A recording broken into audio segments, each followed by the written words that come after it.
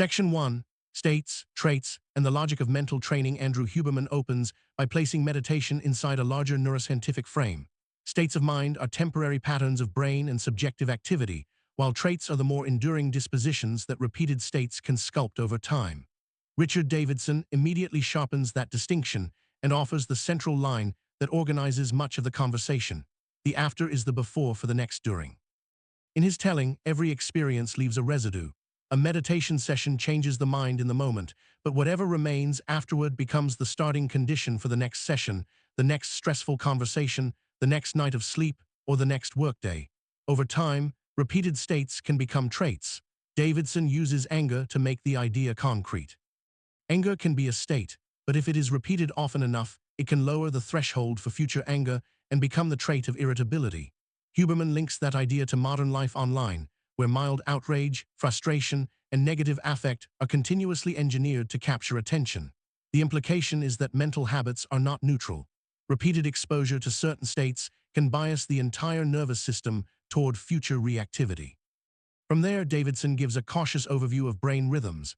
Delta activity, roughly 1 to 4 Hz, is dominant in deep sleep and is associated with restorative sleep quality.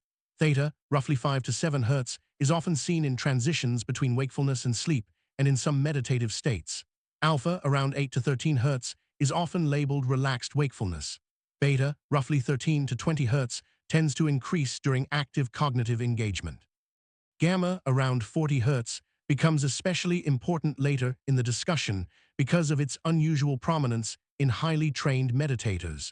He emphasizes that these labels are coarse because Section 2, What Meditation is Not, and the 2 core styles that matter. One of the conversation's most important corrections is Davidson's insistence that there is no single thing called meditation.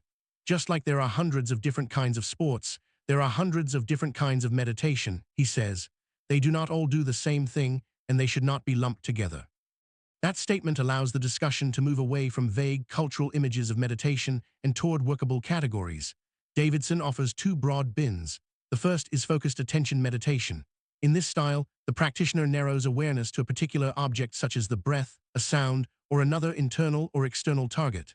The goal is not forceful suppression of thought, but repeated returning of attention when it wanders. The second is open monitoring meditation. Here there is no single object of focus. Awareness broadens and simply notices whatever arises: thoughts, sensations, emotions, distraction, restlessness, even sleepiness. That distinction leads to one of the episode's strongest myth-busting moments. Davidson states plainly that the purpose of meditation is not to clear the mind or manufacture inner peace on demand. The mind is built to generate thoughts. Trying to eliminate them is often the wrong objective. In open monitoring, if thoughts arise, then thoughts themselves become the object of awareness. If agitation arises, agitation becomes the object. If the practitioner notices planning, rumination, or sleepiness, the instruction is not to panic or correct it, but to become aware of it. Huberman presses on language often used in contemplative traditions, especially the instruction to move from doing to being. Davidson translates it in practical terms. Doing includes acting, solving, controlling, and correcting. Being means allowing experience to appear without immediately intervening. The tweak he adds is subtle but. Section 3.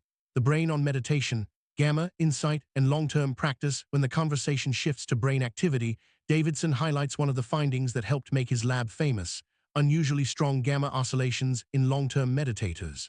Gamma, with a peak frequency around 40 Hz, has been associated in some settings with moments of insight, the brief aha experience when a problem suddenly resolves. In ordinary cognition, that gamma burst is short, often around 250 milliseconds. What Davidson's group observed in expert meditators was dramatically different: high-amplitude gamma lasting for seconds and even minutes. He recalls the original 2004 PNAS paper in which his team studied very long-term practitioners with an average lifetime practice of 34,000 hours. The gamma activity was so prominent that it was visible in the raw EEG trace to the naked eye, which is highly unusual. The result has since been replicated by his group and others. Even more striking, similar gamma patterns have been observed during slow-wave sleep in these practitioners, superimposed on the low-frequency delta oscillations of deep sleep. That finding carries 2 messages. First, meditation can alter not only temporary states during practice, but also the baseline organization of the brain. Second, Some of those changes appear durable enough to show up in sleep itself, suggesting trait-level neuroplasticity rather than a transient trick of attention. This is part of the empirical backbone behind Davidson's long-standing argument that meditation can produce altered traits, not just altered states.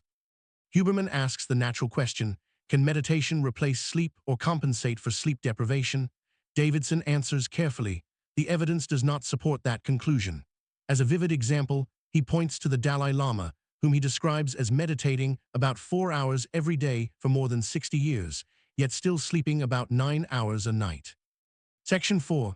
The 5-minute protocol and the evidence that small doses work. The practical centerpiece of the episode arrives when Huberman asks for the equivalent of 2 20-minute walks a day for meditation. Davidson's answer is strikingly modest. Start with the minimum amount a person can do every day for 30 days. If that number is 5 minutes, then start with 5 minutes. If seated practice feels unnatural, do it while walking, commuting, or washing dishes. For beginners, his lab has found that formal seated practice and active practice yield absolutely comparable benefits. He then lists the measured outcomes from randomized controlled trials. 5 minutes a day for about 28 to 30 days produced significant reductions in symptoms of depression, anxiety, and stress. It also increased measures of well-being or flourishing. Beyond self-report, Davidson says his group has seen a reduction in IL-6, a pro-inflammatory cytokine involved in systemic inflammation, after just 28 days of 5-minute daily practice. They have also observed changes in the microbiome and changes in the brain. The key condition is consistency. Davidson's line is memorable and practical. The best form of meditation that you can possibly do is the form of meditation that you actually do. He rejects the idea that beginners need a perfect tradition, ideal cushion, or sacred atmosphere. The intervention works when it is repeated, not when it is romanticized. Huberman is visibly persuaded and turns the protocol into a challenge for his audience, 5 minutes a day for 30 days. He notes that he had already been doing 10 focused breaths upon waking and felt that even that small practice improved the tone of his day. Davidson's data make that intuition feel less anecdotal and more biological. An important conceptual move follows. Huberman compares meditation research to older enriched environment experiments. Section 5. The lactate of the mind. Why meditation feels hard at first. One reason people fail to stick with meditation, despite all the evidence, is that the first encounters with their own minds can be unpleasant. Davidson offers a blunt theory. When people begin to inspect their minds, they are often frightened by the chaos they find there. He connects this to a striking social psychology result. In a study on boredom, participants preferred giving themselves electric shocks rather than sitting alone doing nothing. Davidson's reading is simple. Many people would rather be stimulated, even painfully, than confront unstructured inner experience. His lab has observed something that helps explain this. In granular analyses of beginner meditators, anxiety often increases during the first week in a statistically reliable way. Davidson says this is exactly when many people conclude, I can't do this, it's making me crazy. But in his view, that reaction is not failure. It is the nervous system becoming aware of what was already there. Meditation did not create the chaos, it revealed it. Huberman immediately supplies the metaphor that becomes one of the conversation's strongest takeaways. The initial agitation of meditation is the lactate of the mind. Just as muscle burn signals that exercise is stressing tissue in a way that can lead to adaptation, the discomfort of noticing mental restlessness, anxiety, and distraction may be part of what drives psychological change. The host argues that exercise science has done an excellent job teaching people to reinterpret physical discomfort as a sign of useful adaptation. Meditation has suffered because no equivalent cultural story has been widely accepted. Davidson agrees. The goal is not to be hijacked by anxiety, but to see it arise without being lost in it. That skill rests on what he calls meta-awareness, Section 6. Children, teachers, and the idea that flourishing is contagious. Huberman asks whether meditation can help children, and Davidson responds with one of the episode's most hopeful lines of research. His group developed a mindfulness-based kindness curriculum for preschoolers and tested it in a randomized controlled trial in a public school system. The exercises are age-appropriate and simple. One example is to ring a bell and ask 3- and 4-year-olds to raise their hands the moment they can no longer hear the sound. Davidson says this can get 25 preschoolers sitting perfectly still for around 10 seconds, enough for them to taste quiet and attention in a palpable way. But he quickly expands the idea beyond getting children to meditate directly. One of his strongest claims is that flourishing is contagious. The best thing a parent can often do for a child, he argues, is not force the child into meditation, but meditate themselves and show up with more presence, connection, and steadiness. Those qualities are transmitted through demeanor and interaction in an implicit, osmotic way. He supports that claim with a large, unpublished, but under-review study in Louisville, Kentucky, involving 832 public school educators. Teachers practiced with the Healthy Minds program, a free digital intervention built around 4 pillars: awareness, connection, insight, and purpose. They used it for roughly 5 minutes a day over 28 days. As in other studies, teacher depression, anxiety, and stress fell, while measures of flourishing rose. The most compelling result came from student outcomes. With prior agreement, Davidson's team accessed district-level student data and compared approximately 13,000 middle school students taught by teachers randomly assigned to the well-being training versus a control condition. The students had no idea a study was happening. On standardized tests, math scores were significantly higher among students taught. Section 7.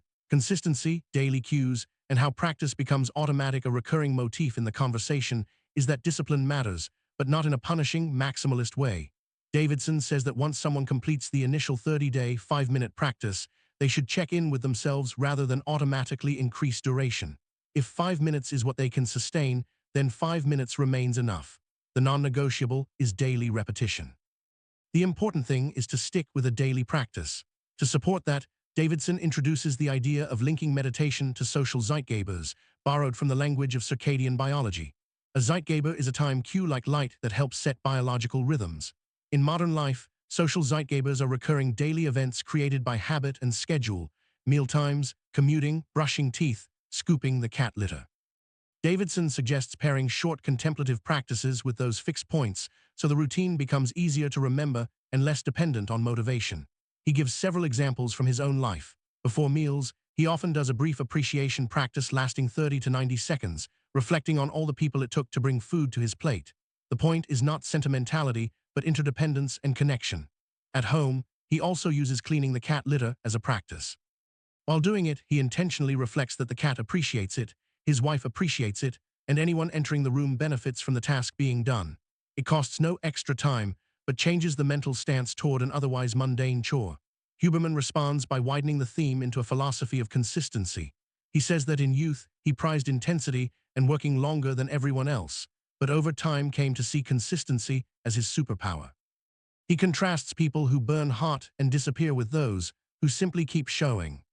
Section 8. Digital chaos, self-control, and the need for mental hygiene. The conversation turns sharply toward modern technology, and both men are careful not to demonize it.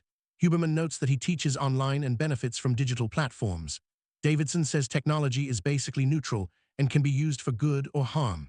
Still, both agree that current digital environments are unusually effective at hijacking attention and eroding self-regulation. Huberman proposes a deeper fear beneath FOMO. It is not only fear of missing out socially, but a creeping sense that if a person is not online posting, scrolling, or monitoring, they may feel as if they do not exist. Davidson responds by placing that concern in the framework of stimulus-captured attention. The people who design digital products have become extraordinarily good at seizing attention, and that repeated capture can shape people's identity and baseline state. He cites a survey suggesting the average American opens their phone 152 times per day. He also references a 2023 U.S. Surgeon General advisory on social media and youth mental health, noting evidence that adolescent psychiatric problems scale linearly with hours of social media use. That does not lead him to reject technology outright, but to argue for digital hygiene as a trainable skill that should be taught early, ideally before children receive their first phones. He sees this as a core educational task for the future. Huberman asks whether meditation might help people become less impulsive and less vulnerable to the chaos around them. Davidson says the hard data are not yet there, but he strongly suspects the answer is yes, and even sketches how such a study could be done using behavioral measures of impulsivity plus back-end device use data collected with consent. The most concrete advice comes from how they manage their own devices. Section 9. Pain, sleepiness, retreats, and the shift from fighting to friendship. One of the richer philosophical turns in the episode comes when Huberman asks how much of a good life should involve forcing oneself versus honoring what feels right. Davidson answers autobiographically. In his early years of practice, especially during an intense 1974 retreat involving 16 hours of meditation a day, he approached meditation as a battle. His body was in severe pain, and after the third day participants had to vow not to move during hour-long sessions. He recalls his body on fire and took some pride in enduring it, but he was also miserable. Eventually, he says, he discovered another possibility. Meditation need not be a fight with the mind. It can instead be an invitation to make friends with your mind. That phrase captures a major shift in his approach. Discipline still matters, but the stance becomes less combative and more welcoming. The objective is not to force away thoughts, restlessness, or emotion. It is to meet them with less hostility and more clarity. The conversation on physical pain adds scientific backing. Davidson explains that pain has at least two neural signatures, one tied to the sensory noxious stimulus itself, and another tied to the emotional reaction or interpretation of the pain. In imaging work using heat pain, his lab found that long-term meditators show especially strong changes in this second signature. The practice does not necessarily erase sensation. It transforms the emotional amplification layered on top of sensation. He says this effect is particularly associated with intensive retreat practice, more so than lifetime hours alone. Sleepiness receives similar treatment. Earlier, Davidson had warned that meditation is generally best done when alert, because sleepiness is a common obstacle. But rather than framing drowsiness as failure, Section 10, The Four Pillars of Flourishing and the Case for a Trainable Good Life near the end, Davidson lays out the framework that structures his new work on flourishing. He argues that human flourishing rests on four pillars, each of which is plastic and trainable: awareness, connection, insight, and purpose. This framework unifies the practical and philosophical strands of the conversation. Awareness includes mindfulness, attention, self-awareness, and meta-awareness. Davidson returns here to a famous study by Matthew Killingsworth and Daniel Gilbert of roughly 3,000 people, sampled repeatedly during daily life. Participants were asked what they were doing, whether their minds were on the activity or elsewhere, and how happy they were at that moment. The headline result was that people reported not paying attention to what they were doing about 47% of the time, and they were significantly less happy when their minds wandered. A wandering mind is an unhappy mind, as the paper's title stated. Davidson is careful not to say that a focused mind is automatically happy, but he does say it is generally happier. Connection covers gratitude, kindness, compassion, and the ingredients of healthy social relationships. Davidson describes a compassion practice that begins with a loved one, then oneself, then a stranger, then a difficult person. The instruction is to imagine their suffering and cultivate the wish that they be relieved of it. He says even a few hours of this practice over 2 weeks can measurably alter the brain, especially regions linked to empathy such as the temporoparietal junction, and can reduce implicit bias for at least 6 months. Insight is a curiosity-driven understanding of the narratives people carry about themselves. The target is not immediately changing the self-story, but changing the relationship to it. A useful exercise is to imagine how another person with